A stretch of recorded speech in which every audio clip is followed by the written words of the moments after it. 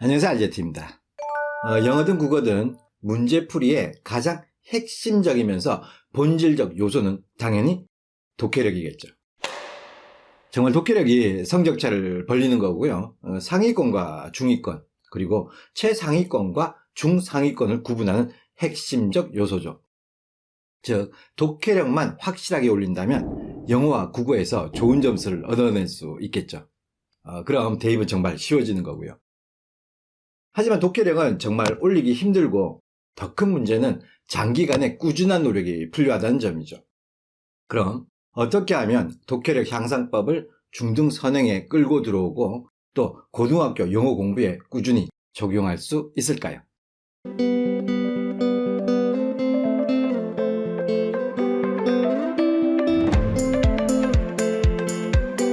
이전 영상에서 말씀드린 바 있죠. 단어와 문법과 구문이 탄탄한 기초가 잡혀 있으면 해석은 정말 잘 해낼 수 있죠. 근데 해석은 돼도 도통 무슨 말을 하고 있는지 내 두뇌가 이해를 못한다면 독해력이 딸리는 겁니다. 그래서 무슨 책까지 뗐느냐, 또 문제를 맞췄느냐 못 맞췄느냐로 독해력을 측정할 수 없다는 겁니다. 독해력은 자기 자신이 지문을 읽고 나서 이해하는 정도라고 정의하면 좋을 것 같습니다. 그럼 독해력을 어떻게 높일까요? 일단 독해력 향상을 막는 장애물들을 알고 이 장애물들을 계속 넘어서야겠죠. 약하면 문제가 되는 장애물들은 크게 이렇게 8가지인데요. 먼저 단어로만 설명을 드리면 make, 만들다인데요. laziness makes mistakes. 게으름은 실수를 만든다. 이해되시죠? 그럼 제가 시소로스 사전을 이용해서 계속 단어를 바꿔쳐 볼게요.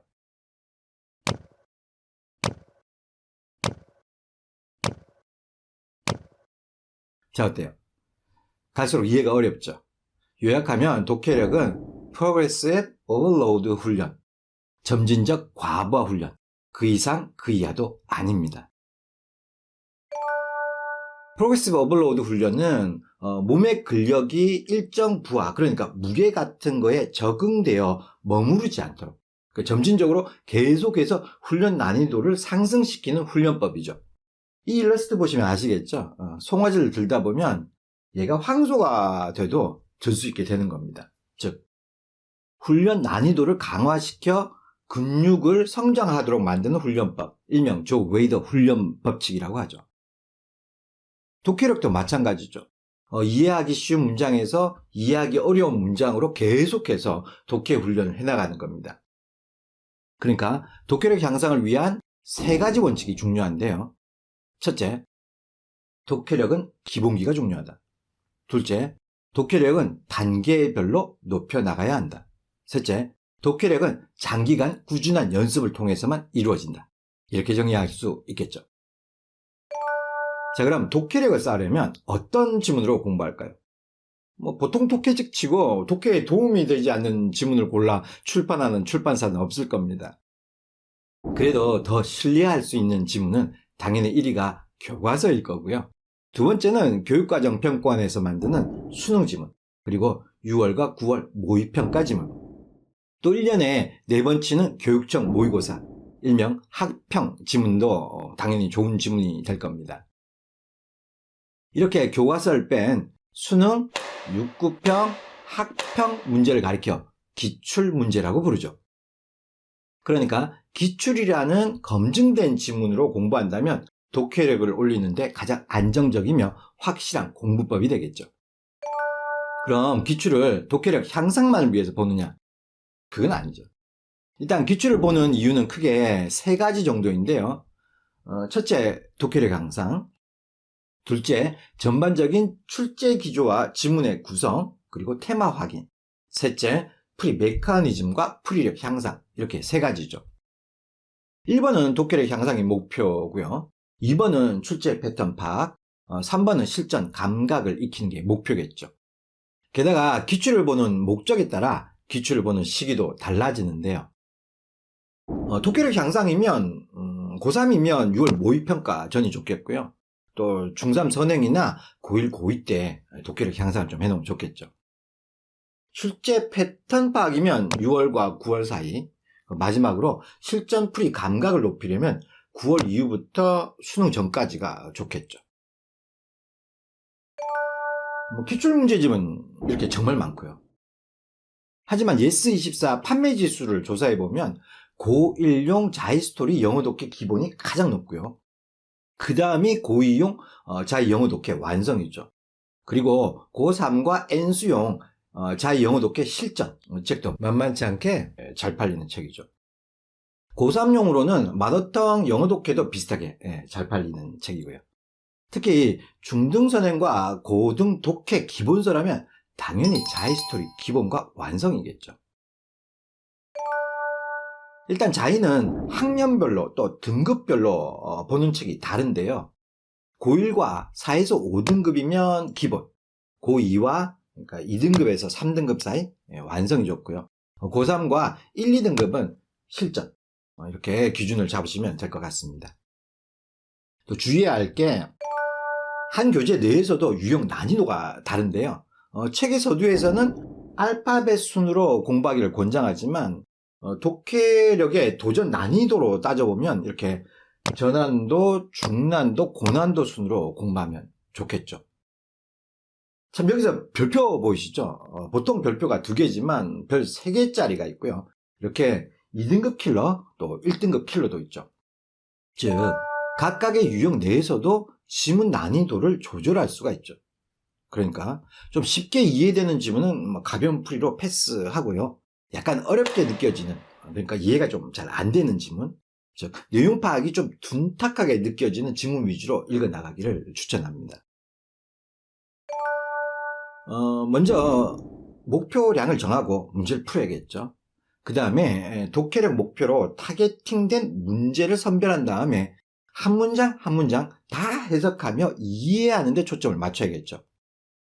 사실 기출문제는 어디서나 구하기 쉬운 아주 평범한 컨텐츠죠. 근데 왜 자이냐? 그쵸.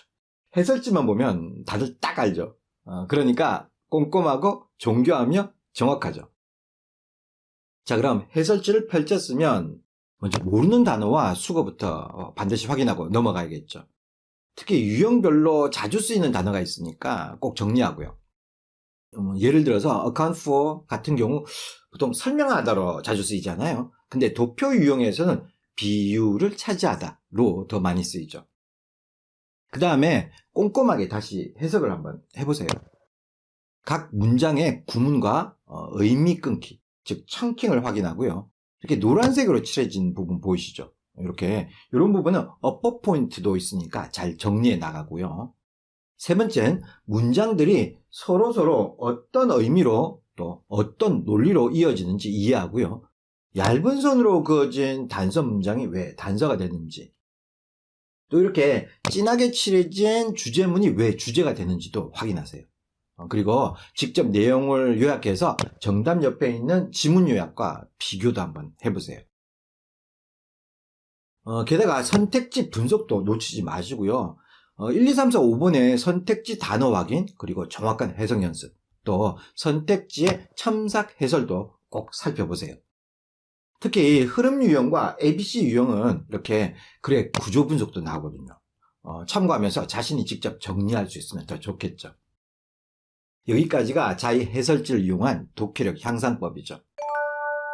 사실 독해가 완벽하다면 오답을 칠할 확률은 거의 없을 겁니다. 근데 만약 오답을 칠했다면 풀이력에 문제가 살짝 있을 수도 있거든요. 그때는 왜 정답, 왜 오답, 그리고 꿀팁과 주의, 이런 것들을 활용하는 것도 나쁘지 않겠죠. 하지만 누누이 말씀드리는 건 풀이에 포커스를 맞추지 말고 지문의 이해, 즉 독해력에 포커스를 맞춰야 한다는 겁니다. 그럼 하루에 얼마만큼 보느냐? 책에 나온 계획표에 따르면 27일, 즉 한 달 완성이죠. 기본이 다 돼 있고 독해력까지 좋다면, 즉 풀이에 포커스를 맞추면 당연히 한 달 안에 가능하겠지만, 독해력 향상에 초점을 맞춘다면 쉬운 지문은 하루에 한 6개에서 8개 정도, 어려운 지문은 1시간에 4개 풀어도 모질할 수 있습니다. 이렇게 자의 기본은 453문항이 있고요.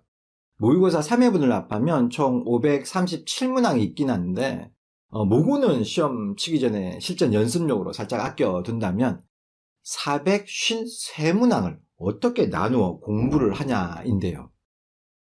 자, 이렇게 하루에 저난도 유형은 6개에서 한 8개 정도, 중난도 유형은 5개, 그리고 고난도 유형은 4개 정도로 하면 이렇게 3개월 완성을 할 수 있고요. 진도에 연연하지 않고 독해력 향상과 지문 분석에 집중을 한다면, 또 어려운 지문 위주로 복습도 한다면 넉넉 잡아 5개월, 대략 한 학기 분량으로 공부하시면 좋을 것 같습니다. 책을 빨리 뗀다고 독해력이 바로바로 올라가는 건 아닌 거 아시잖아요. 근데 지금 고3이다, N수다. 그러면 하루에 공부량 좀 느리면 대략 한 2개월 정도 완성할 수 있죠. 독해는 기본서가 필요하죠. 자주 내 두뇌를 단련시킬 교재 말이죠. 근데 자의에 453문항을 또 한 번 더 다시 풀라고 한다면, 그쵸? 그래서 차근차근 독해력을 쌓아 나가면서 평소에 좀 어렵고 이해가 잘 안 된 지문은 번호에다가 표시를 해놔야 하죠. 그래야 다시 와서 볼 테니까요. 다시 그 지문을 도전할 때 한결 더 가볍게 느껴질 겁니다. 그 다음은 자의 완성으로 옮겨가야겠죠. 사실 이 세상 모든 영어책으로도 독해력을 올릴 수 있다고 생각합니다. 하지만 독해력을 올리는 건 책에 달린 게 아니라 공부하는 방식과 공부하는 양에 달린 거죠. 요 며칠 전에 한 여학생이 EBS 수능 특강을 가지고 와 질문을 하더라고요. 그 질문을 딱 들어봐도 그 학생 그 등급과 점수를 알죠. 당연히 그 여학생은 깜놀하고요. 왜냐하면 공부하는 방식과 학습량만 봐도 실력이 바로 보이니까요. 자, 다음 영상 궁금하시죠? 그쵸? 그건 다음 시간에